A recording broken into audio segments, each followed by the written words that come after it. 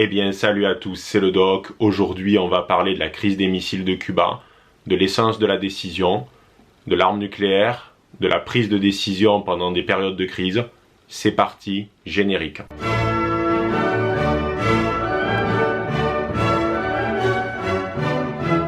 Depuis quelque temps, la question de Taïwan est sur toutes les lèvres. En effet, Xi Jinping, donc le dirigeant de la République populaire de Chine, souhaite récupérer par tous les moyens possibles Taïwan, parce qu'ils estiment que cette île insulaire est tout simplement la 23e province de la République populaire de Chine. En 1945, lorsque les troupes de Mao Zedong ont remporté la guerre civile, les nationalistes de Chiang Kai-shek se sont installés à Taïwan. Et aujourd'hui, cette île a une sorte de statut un petit peu hybride. Elle n'est pas véritablement reconnue par beaucoup d'États sur la scène internationale, seulement 15, mais elle a un réseau diplomatique relativement important, notamment en France ou même aux États-Unis. Et d'ailleurs, les USA commercent beaucoup avec Taïwan, notamment en leur vendant des armes.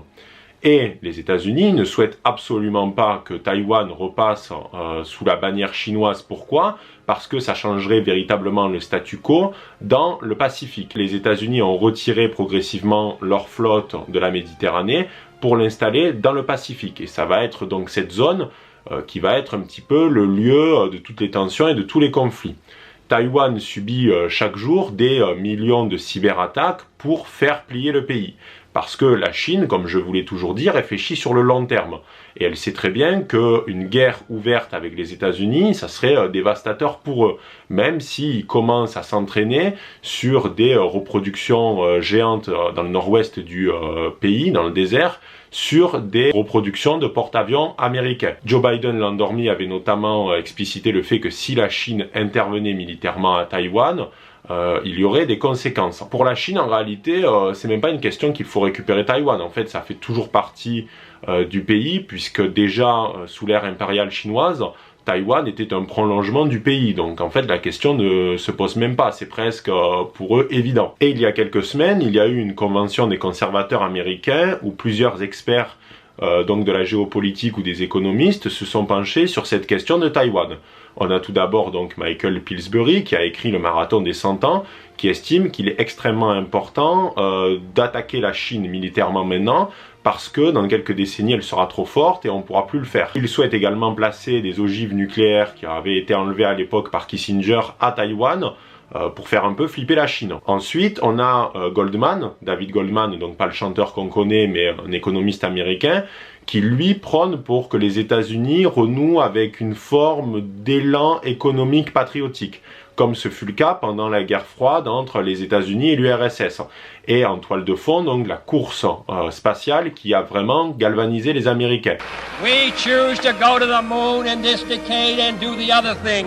Not because they are easy, but because they are hard. Donc David Goldman souhaite que les Américains se galvanisent autour d'un projet commun extrêmement important pour lutter contre la Chine d'un point de vue économique. Il est également parfaitement conscient que les problématiques du wokisme et de l'individualisme à outrance a fait que le pays s'est affaibli, mais il croit véritablement que le libéralisme peut aussi donc mettre un terme la Chine qu'on connaît aujourd'hui, puisque lui, il prône pour une division de la société chinoise entre ceux qui seront intéressés par les valeurs libérales américaines et ceux qui voudront embrasser la cause communiste. En soi, il veut faire ce qui avait été fait avec les accords d'Helsinki en 1975 et inoculer dans la population soviétique des idées et de la culture un petit peu libérale. Et enfin, on a le conseiller politique Michael Anton qui, lui, prône en fait pour rester dans cette espèce de statu quo, c'est-à-dire que les États-Unis explicitent clairement le fait qu'ils attaqueront la Chine si il y a une escalade militaire et rester comme ça un petit peu dans cette zone de flou. Cette analyse, elle prend pas en compte le fait que la Chine ne va pas spécialement attaquer militairement Taïwan et qu'elle va essayer de récupérer l'île par d'autres moyens, notamment par la pression politique, économique, etc. Donc cet argument ne tient pas trop. Bien sûr, la question de Taïwan, elle va être au centre des préoccupations géopolitiques dans les prochains mois. Pourquoi ? Parce qu'en fonction de ce qui peut se passer, ça peut véritablement changer le cours de l'histoire. Et je vois beaucoup donc d'articles d'analystes ou d'experts de la géopolitique qui apportent chacun leur analyse et leur expertise sur cette cette question. Mais ils ont tendance à oublier un ouvrage majeur qui fut écrit par Alison Graham en 1971 et qui s'intitule « L'essence de la décision ». Alison Graham, vous le connaissez, on l'a déjà abordé dans cette chaîne puisque c'est celui qui a théorisé le concept du piège de Thucydide. Et donc dans ce livre, il analyse donc la crise des missiles de Cuba qui a eu lieu en 1962 et il souhaite expliquer dans cet ouvrage comment les décisions sont prises lors de ce type de crise internationale. Et qu'en fait c'est facile pour les gens extérieurs donc de donner leur avis, etc. Mais une fois qu'on a la tête dans le guidon et qu'on prend les décisions directement, c'est beaucoup plus compliqué. En réalité, le titre de l'ouvrage fait référence à une citation de Kennedy qui est la suivante. « L'essence de la décision, ultime demeure impénétrable à l'observateur, et même souvent au décideur lui-même. » En fait, cette citation, elle souligne bien la difficulté de prendre des décisions dans le cadre de crises internationales majeures qui peuvent véritablement changer l'histoire. Et donc, Alison Graham analyse la crise des missiles de Cuba qui a eu lieu entre le 16 et le 28 octobre 1962. Alors, il faut faire un petit rappel des faits. En gros, on sort de la Seconde Guerre mondiale, les États-Unis et l'URSS qui entament un bras de fer sur qui va dominer idéologiquement et économiquement. Berlin coupé en deux, l'Allemagne avec la RFA et la RDA, la question du Vietnam, etc. Et il y a aussi quelque chose qu'il faut noter, c'est que depuis 1946, les États-Unis donc sont détenteurs de l'arme nucléaire avec le projet Manhattan. Ils ont d'ailleurs déjà testé sur les Japonais, ils n'ont pas trop apprécié. Et on a également l'URSS qui, depuis 1949, avec l'opération Premier Éclair, les deux puissances possèdent donc toutes les deux l'arme nucléaire, la puissance de l'atome. Et en 1960, le lieu véritablement de tension qui rappelle aujourd'hui Taïwan, c'est Cuba. Cuba, donc c'est une île qui se trouve à 150 km au large de la Floride et qui est une ancienne colonie espagnole qui a trouvé son indépendance en 1898 avec ce qu'on appelle le traité de Paris. Il faut savoir que les États-Unis prônent pour la doctrine Monroe, le fait que tous les pays d'Amérique du Sud sont entre guillemets la chasse gardée, le précaré, voire le jardin des États-Unis. Et ils aiment pas trop que d'autres puissances y fourrent leur nez. Pourquoi? Parce qu'à partir de 1952, les États-Unis vont mettre au pouvoir Batista, qui est une sorte de dictateur pro-américain. Et Cuba va devenir donc un lieu où les États-Unis vont véritablement mettre en place une économie. On va retrouver à Cuba à cette époque-là certains studios de cinéma comme la Warner. On va également retrouver des casinos avec la mafia, on voit ça très bien dans Le Parrain numéro 2.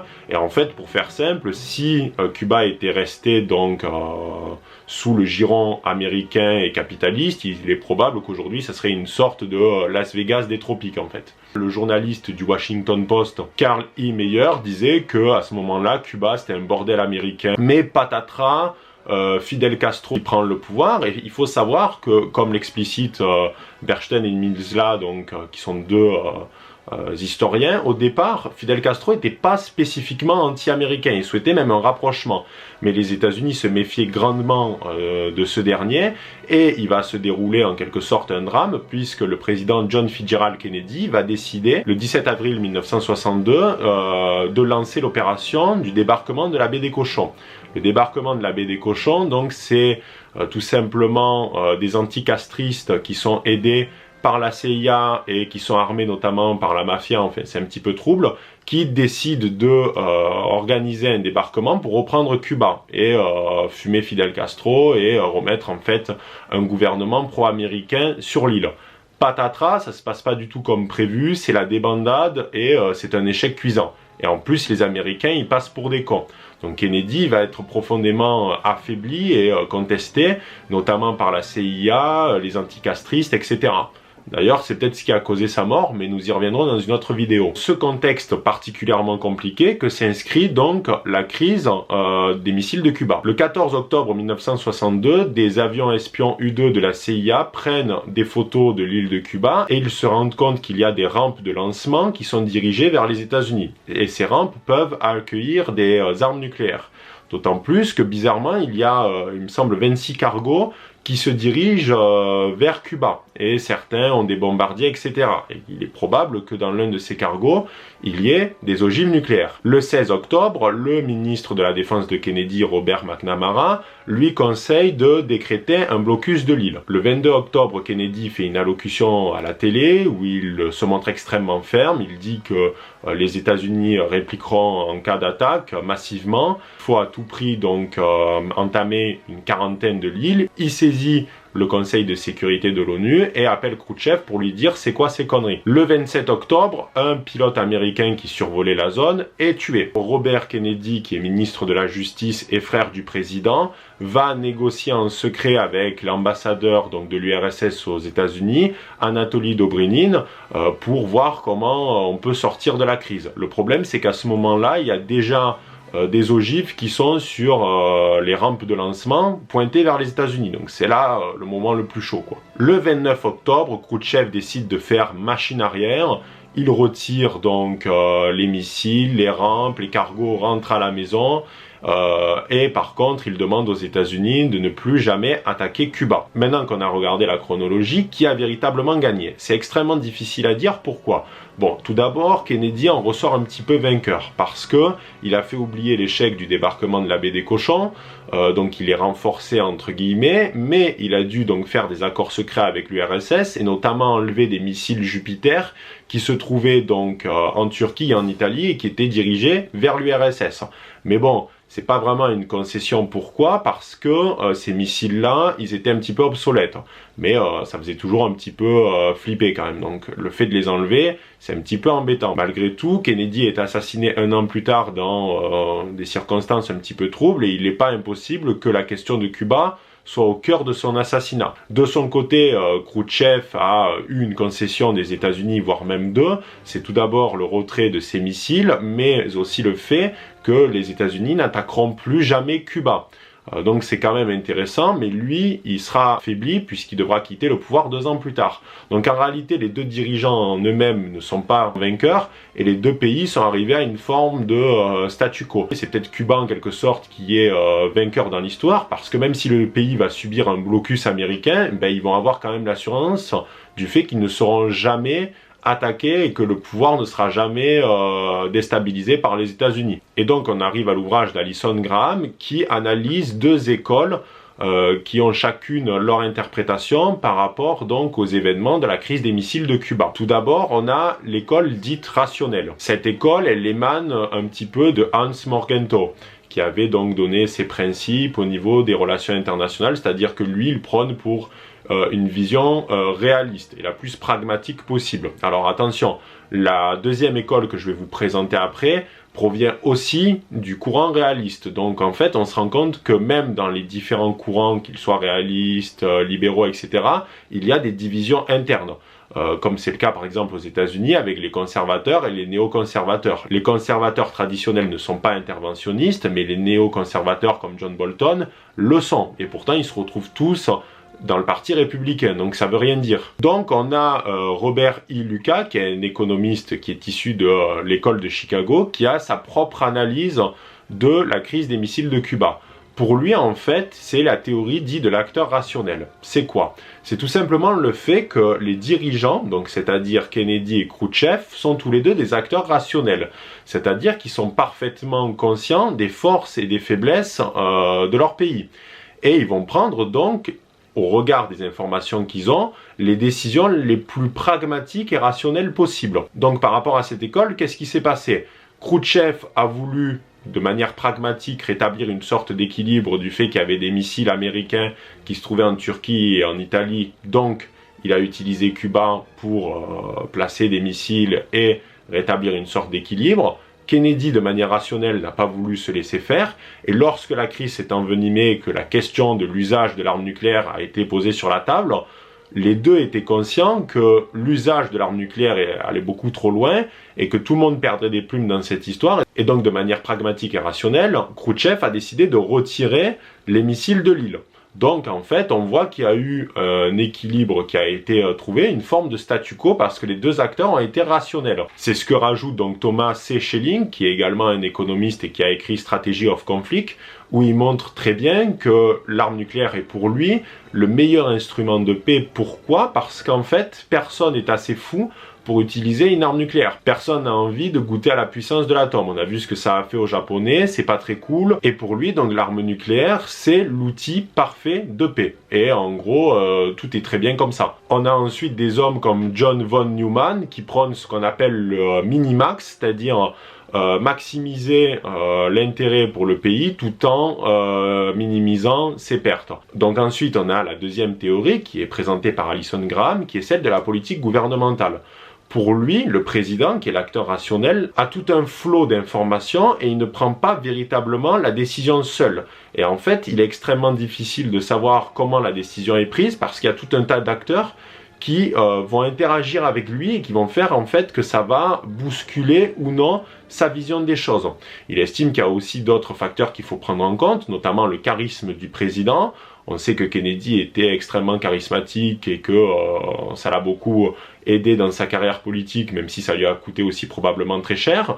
Donc il y a également le soutien de la population, le soutien des partis, ton lien avec l'opposition. Est-ce que tu as une opposition qui est très farouche ou tu arrives à gérer ton opposition parlementaire?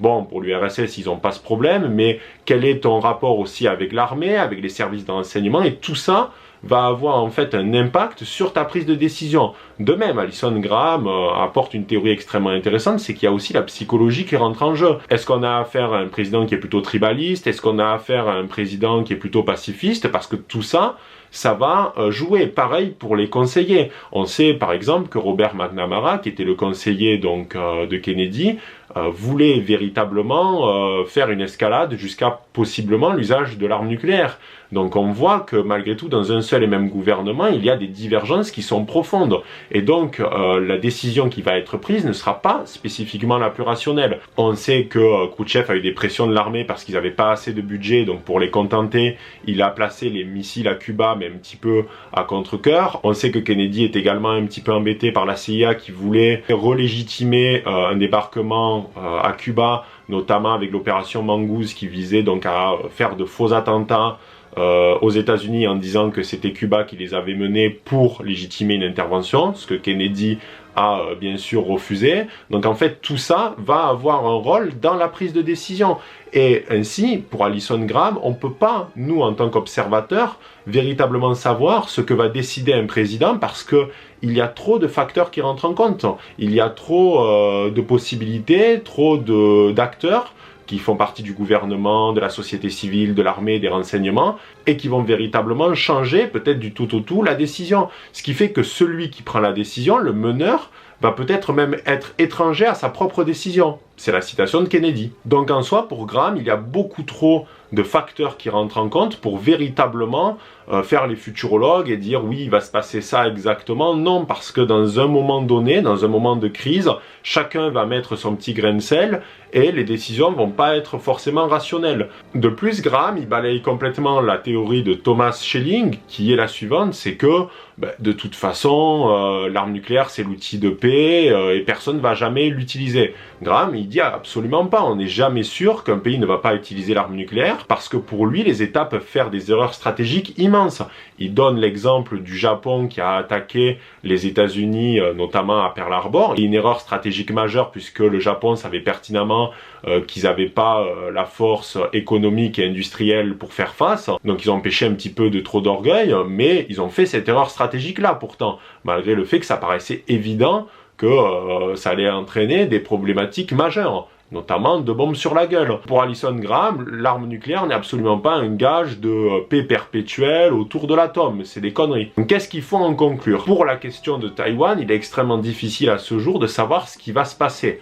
Pourquoi? Parce que on voit deux présidents qui sont véritablement à l'opposé, Xi Jinping et Joe Biden, et qu'en fonction des mois, ces derniers vont être plus ou moins en position de force ou de faiblesse, que de facto beaucoup de facteurs vont influencer leur prise de décision et qu'à ce jour on n'a pas assez de recul ni une vision complète pour savoir ce qui va se passer. Donc bien sûr il y a malgré tout des excellents articles qui sont écrits, je pense notamment à la revue Conflit que je vous conseille si vous voulez analyser un petit peu plus la géopolitique, mais véritablement l'essence de la décision est un ouvrage qui nous montre qu'il y a beaucoup de facteurs qui rentrent en compte dans la prise de la décision et que c'est pas toujours ceux qui sont le plus logiques. Voilà, j'espère en tout cas que cette vidéo vous aura plu, c'est un plaisir de l'avoir réalisée. Bien sûr, je t'invite à aimer, commenter, partager et surtout à t'abonner et on se retrouve à la prochaine pour une nouvelle vidéo. C'était le Doc. Ciao les barons!